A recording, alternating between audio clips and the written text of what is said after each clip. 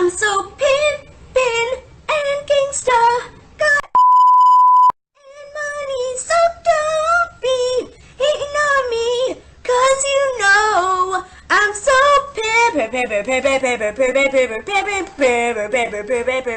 I'm so pimp.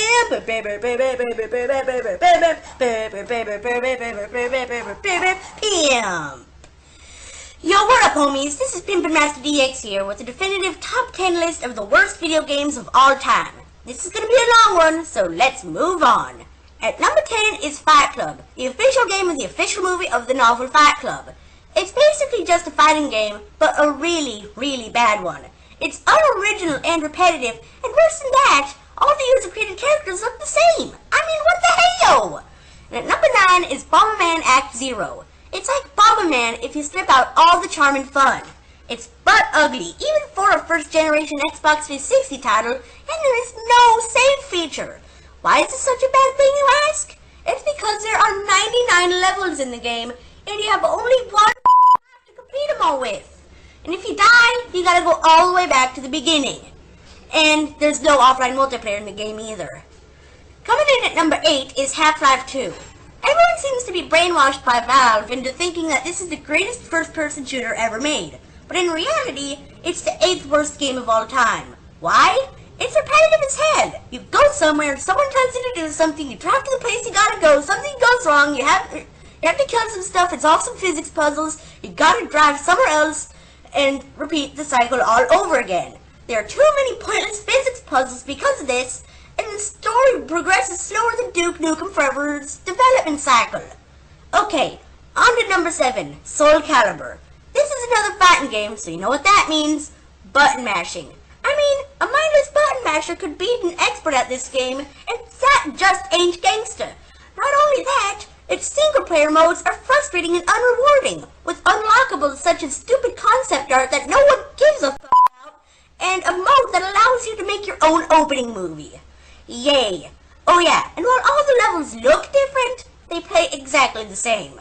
Now we're down to number 6, Metroid Prime, the game with controls that were designed by a retard.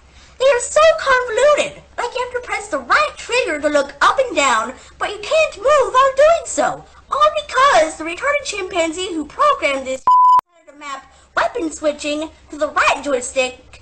I mean, what the hell? To make matters worse, enemies respawn, and when you have to go back and forth over and over and over again to make the game progress, this gets annoying. And the learning curve is completely off its rocker. Instead of getting harder as the game goes on, like it should, it gets easier. Time for number 5, Bad Day LA. A game so bad, most computers don't want to have anything to do with it. Seriously, I tried to play it on my computer, but it didn't work. So I had to go to my friend's house to play it, and I sure wish I hadn't. The game is horrible. The weapons, except for the flamethrower, have their damage, chosen at random and feel completely underpowered. And the graphics and sound are completely unfinished. At number 4 is Super Mario 64, the game that stupid Nintendo fanboys say is the best game ever made. Well, guess what? It sucks donkey balls. The music in the game sounds good at first, but then you go to the next level, and you'll find that it has the same goddamn music. Yes, it seems that Nintendo got lazy and decided to make only 5 or so music tracks for the whole damn game. The game also has nonsensical mission descriptions which make you wander aimlessly hoping to find whatever you were supposed to find. And the difficulty in this game is completely unfair. Now, at number 3, we have Charlie's Angels. This game is so ugly. It has a completely broken combo system that only lets you do 3 or 2 moves per combo, making combat a two-punch wait again affair. And to make matters worse, it has bad AI and bugs up the Coming in at number 2 is Super Mario Galaxy, which has all the problems of Super Mario 64, except with terrible gimmicky Wii controls.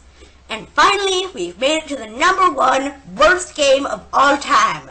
This game is none other than The Legend of Zelda: Ocarina of Time. There's just so much wrong with this game.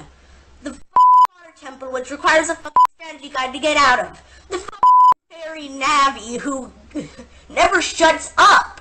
The learning curve that, for the first 2/3 of the game, is fairly easy. But then at the last third of the game, it spikes way, way, way up. And the stupid who thinks you're a retard. And to top it all off, it's just too damn repetitive. Well, that's it, everyone. That's the top 10 worst games of all time, as told by me, the one, the only Pimpin' Master. See you next time for my next rant and Peace out.